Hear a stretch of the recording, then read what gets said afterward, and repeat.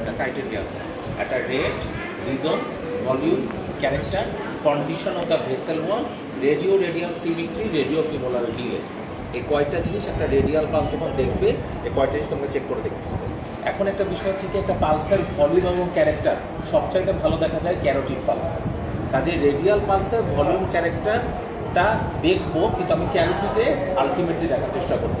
Examiner যদি জিজ্ঞাসা করে, কখনো তুমি বলতে পারবা না যে I need to check the volume and character in radial pulse. এটা বলতে হবে, এটা আমরা ক্যারোটিড পালসের মাধ্যমে দেখব। তাহলে আমি প্রথমে greeting, introduction, confirm the agenda of today's meeting with consent, proper positioning of the patient, proper positioning of the myself. এই কয়েকটা জিনিস ঠিক করে আমি দেখা শুরু করবো। তাহলে প্রথমে আমি যেটা চেক করব সেটা হচ্ছে পালস। যখন পালস দেখবা, তোমার ইউজ করতে হবে দিস 3 ফিঙ্গার। এই 3টা ফিঙ্গারকে গুরুত্ব দিতে হবে। তুমি হাতটা এভাবে ধরবা, দিয়ে এভাবে পালসটা দেখা শুরু করবে। ওকে, এখন একটা কনসার্ন হচ্ছে, পালস যখন দেখবা তুমি অ্যাটলিস্ট 15 সেকেন্ডস দেখতে হবে। কি জন্য? রেট আর রিদমের জন্য। যত রেট থাকে এটাকে 4 দিয়ে গুণ করে অ্যাপ্রক্সিমেট রেট ক্যালকুলেট করতে হবে 15 সেকেন্ড দেখার পরে। আর 2 নাম্বার আমি দেখে নেব এর মাঝখানে এই রিদমটা কি রেগুলার না রিদমটা ইরেগুলার, এই জিনিসটা চেক করে দেখতে হবে। তাহলে আমি ধরো এভাবে হাতটা ধরলাম, পালস দেখা শুরু করলাম। আমি এখানে কি দেখছি, পালসের রেট কেমন আছে, রিদম কেমন আছে। এখন রিদম যদি ইরেগুলার হয়, মানে ধরো পালসের মাঝে মাঝে বিট পাচ্ছে এরকম, নর্মাল বিট পাচ্ছে এরকম এরকম, তাহলে এটা রেগুলার রিদম। আমি পাচ্ছি এরকম,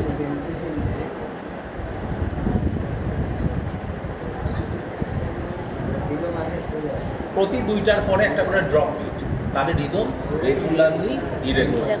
ওকে, রেগুলারলি ইরেগুলার থাকলে আমাকে রোগীকে একটু এক্সারসাইজ করা উচিত। এক্সারসাইজ করে দেখা উচিত যে রিদমটা ডিসঅ্যাপিয়ার করছে কিনা।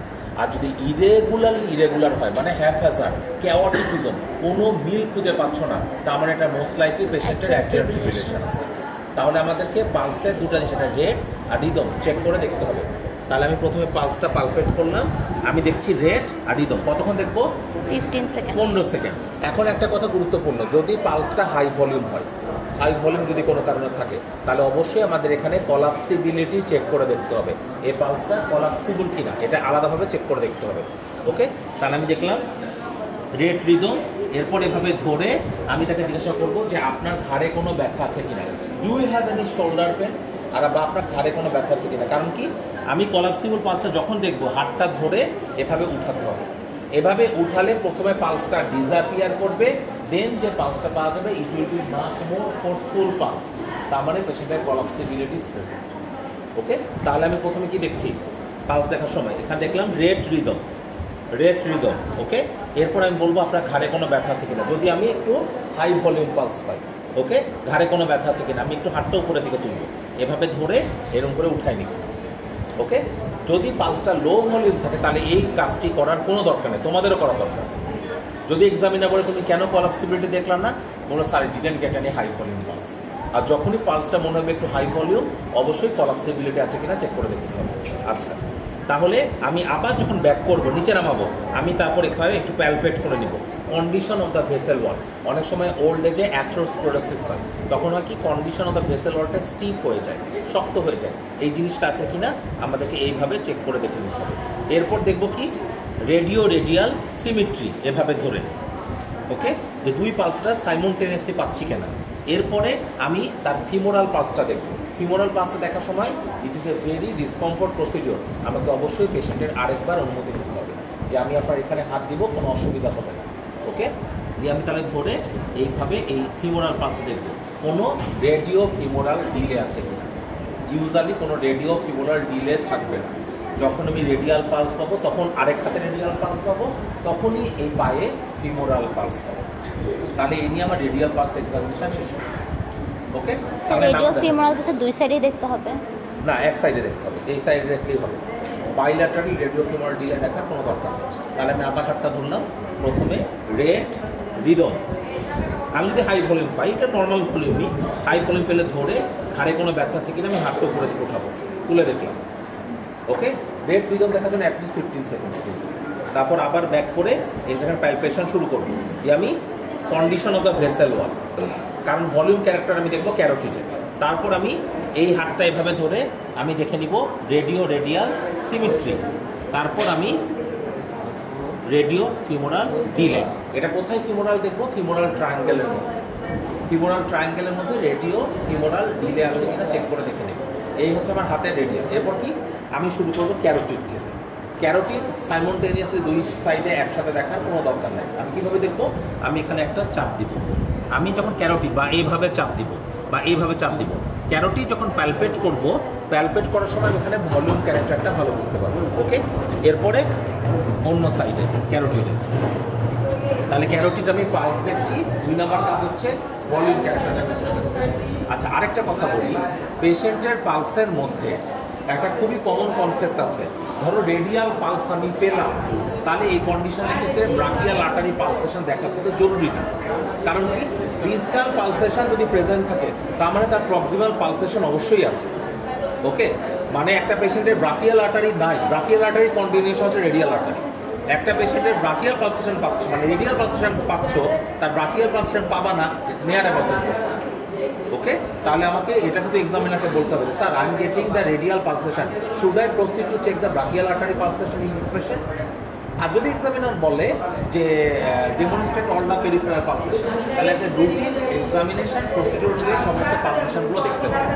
কিন্তু এক্সামিনারকে বলতে হবে I am checking the radial pulse it is present, I am checking the brachial pulse as a part of examination. কিন্তু আমি এখানে এক্সপেক্ট করব যে ব্রাকিয়াল পালসেশন আসবে। মানে একটা পেশেন্টের ব্রাকিয়াল পালসেশন আছে, মানে স্যার রেডিয়াল পালসেশন না আছে, ব্রাকিয়াল পালসেশন নাই, এটা ইউজুয়ালি পসিবল না। ওকে, তাহলে আমি কি করব? এখানে দেখো এটা কি জিনিস? এটা বাইসেপস টেন্ডন। এই টেন্ডনের এটা ল্যাটারাল পোর্শন, এটা মিডিয়াল পোর্শন। মিডিয়াল পোর্শনে তোমরা ব্রাকিয়াল আর্টারিটা পাবা, জাস্ট এটার মিডিয়াল এইদিকে। তাহলে সাইমultaneously দুই হাতে এই বাইসেপস ব্র্যাকেট টেন্ডনের মিডিয়ালি আমরা কি দেখব? Brachial pulsation. তাহলে আমরা কিভাবে দেখতে পারি? এইভাবে দেখতে পারি, জাস্ট বাইসেপস ব্র্যাকেট টেন্ডনের ইয়েতে।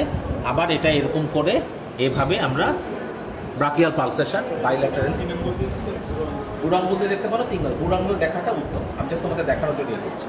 এটা আমি আরও মানে মডিফাইড উপায়ে দেখাবো, সেটা পালসেশনগুলো দেখাচ্ছি। এরপর আমি কী করবো? আবার আমাকে ফিমোরাল পালসেশন বাইল্যাটারাল করতে হবে। তাহলে কি আমি এখানে দিস ইজ অ্যান্টোসুপিরিয়র আইলিয়াক স্পাইন, ঠিক আছে? তাহলে এখান থেকে একটু ল্যাটারালি 2.5 সেন্টিমিটার আমি এখানে বাইল্যাটারালি ফিমোরাল পালসেশন আছে কিনা দেখে নেব, ঠিক আছে?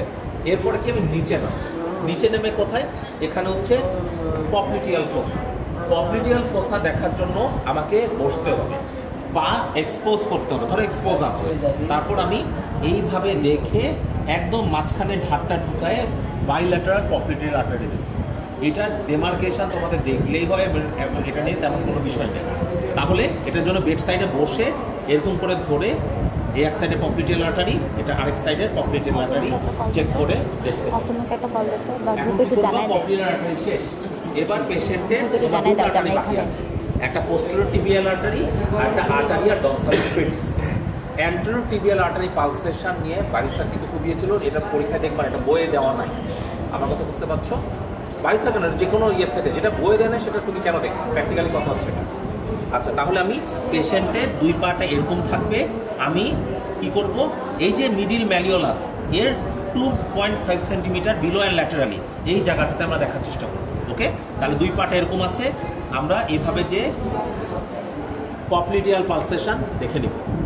এরপরে এই যে দেখো ফার্স্ট গ্রুপের জাস্ট এখানে বনি প্রমিনেন্স এর একটু নিচে আমরা বাইল্যাটারালি আর্টারিয়া ডরসালিস পেডিস চেক করে দেখে নিব। ওকে, দিয়ে আমার তাহলে পেরিফেরাল পালসেশন কমপ্লিট।